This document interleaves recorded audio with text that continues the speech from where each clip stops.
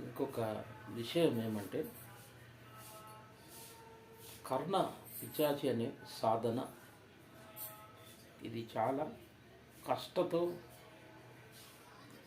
చాలా కష్టమైనటువంటి సాధన. కర్ణ పిశాచి భూత భవిష్యత్ వర్తమానాలు తెలుపుతుంది. కర్ణ పిశాచి సాధన చేసేవారు ఎలా చేయాలంటే అది ఇంట్లో పనికిరాదు, ఇంట్లో చేయరు, అది శ్మశానంలో చేస్తారు. చాలామంది ఇంట్లో చేస్తాము, అది 108 సార్లు జపం చేస్తే వచ్చేస్తుంది అని చేయడం వలన మతి స్థిమితం కోల్పోయి ప్రమాదంగా మారే సూచనలు. అది రివర్స్ అవుతుంది, అది వస్తుంది. కానీ కర్ణ పిశాచి రివర్స్ ఎదురు తిరుగుతుంది అన్నమాట. కర్ణ పిశాచికి ఇష్టం ఉండదు, మంత్ర సాధన చేస్తున్నప్పుడు దానికి లొంగిపోవాలని ఇష్టం ఉండదు. నీకెందుకు లొంగాలి? అది కర్ణ పిశాచి అనే ఈ పిశాచ దేవత సాధన చెయ్యాలంటే సరైనటువంటి గురువు కావాలి. గురువు లేనిది మాత్రం ఎక్కడో ఈ మంత్రాన్ని టీవీలో ఫోన్లోనో చూసి చేసినట్లయితే మీరు పిచ్చివాళ్ళుగా మారిపోతారు.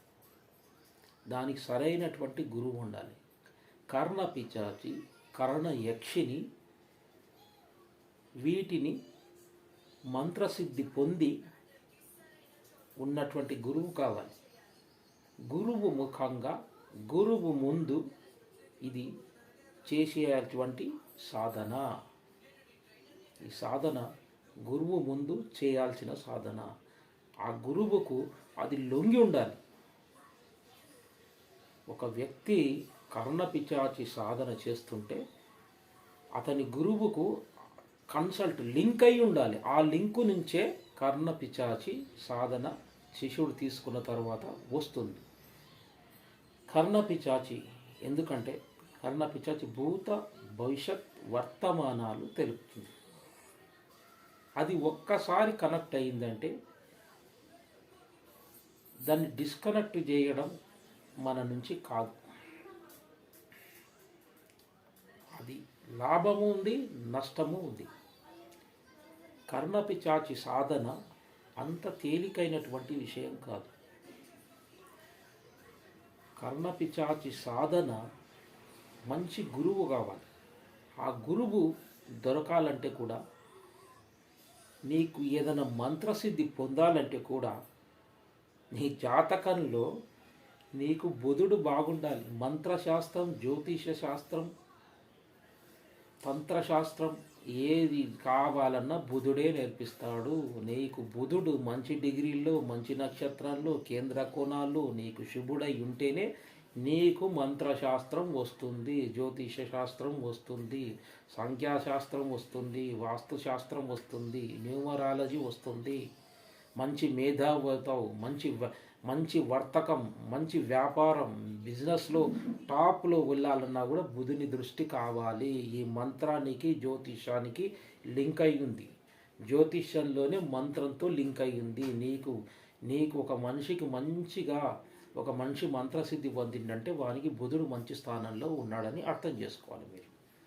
మీరు ఏది పడితే ఎవరి దగ్గర కంటే వారి దగ్గరికి వెళ్ళి తొందరగా రావాలి, నాకు భూత భవిష్యత్ తెలవాలి, నేను ఒక పెద్ద గురువుగాను, ఇంకో పెద్దగా అందరిలో ఒక 10 మందిలో నేను ప్రత్యేకంగా కనిపించాలి అనేది మాత్రం తప్పు. నీ జాతకంలో ఉంటేనే అక్కడికి వెళ్ళు. కర్ణ పిశాచి అనేది అతి ప్రమాదకరమైనటువంటిది.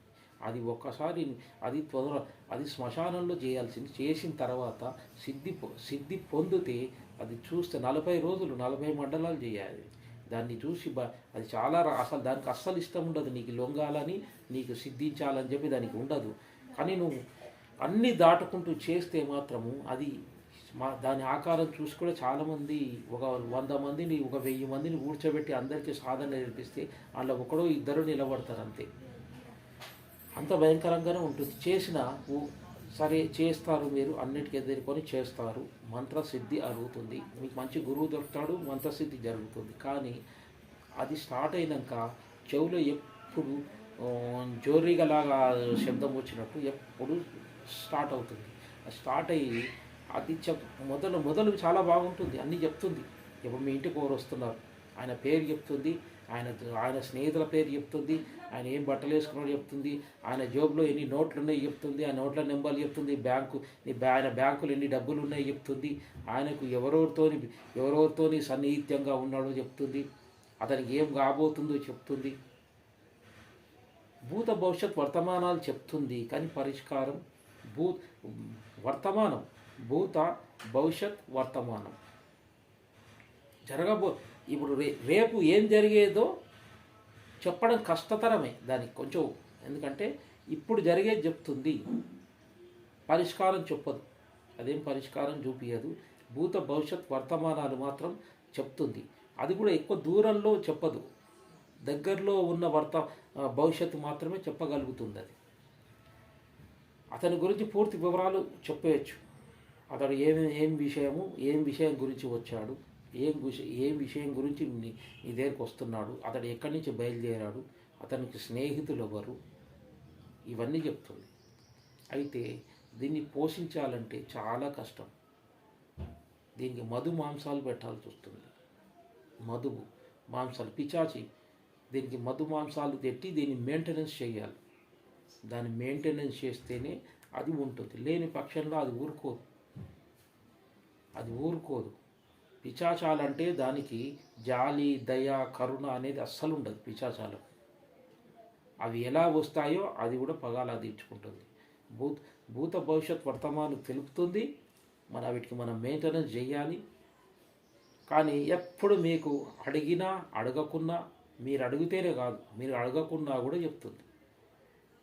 ఢిల్లీలో కూడా ఏం చేస్తుండో, అమెరికాలో కూడా ఏం చేస్తుండో మీకు చెప్తుంది. వాడు ఏం చేస్తున్నాడు, ఇప్పుడు సినిమా హీరోలు ఏం చేస్తున్నారు, హీరోయిన్లు ఏం చేస్తున్నారు, ఎవరి దగ్గర ఎంత డబ్బు ఉంది, అది చెప్పినప్పుడు వినాలి మీరు. నాకు అది వద్దు అంటే దానికి కోపం వస్తుంది. అది ఏది చెప్తే అది వినాలి, అది కాదు అని దానికి ఎదురు చెప్పొద్దు. అందుకే దానికి జాలి, దయ, కరుణ అనేది పిచాచాలకు, ప్రేతాలకు అస్సలు ఉండదు. ప్రతి చెట్టుకు యక్షిని దేవతలు ఉంటారు, ప్రతి చెట్టుకు యక్షిని దేవతలు ఉంటారు.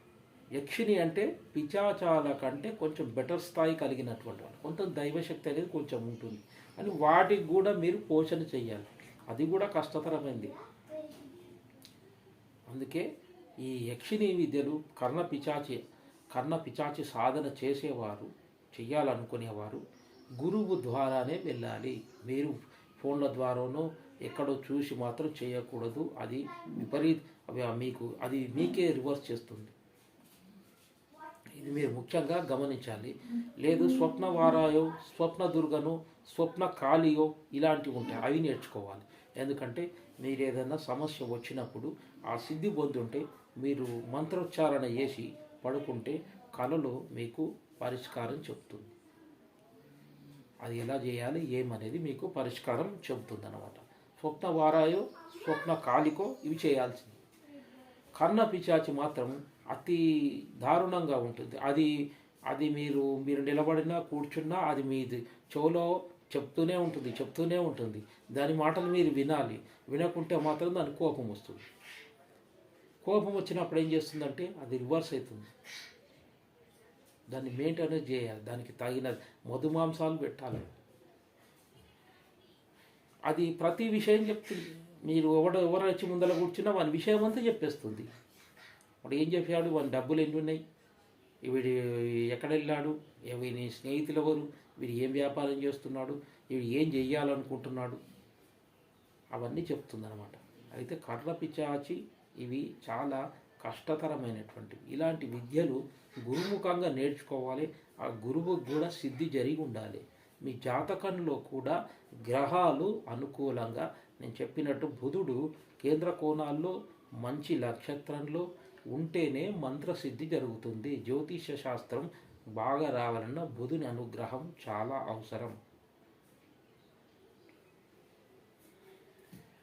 కర్ణ పిశాచి బాధను మీరు తట్టుకోక, అది చెప్తే మీరు తట్టుకోలేక కొంచెం మధువు సేవించి మందు వేసుకొని పడుకోవాలనిపిస్తుంది. ఎందుకంటే మీరు పడుకున్నా కూడా చెప్తూనే ఉంటుంది, మీరు మళ్ళీ లేవగానే మళ్ళీ మొదలవుతుంది. ఇలా చాలా రకాల కర్ణ యక్షిణి, కర్ణ పిశాచి. కర్ణ యక్షిణి కంటే కర్ణ పిశాచి చాలా ప్రమాదకరమైంది.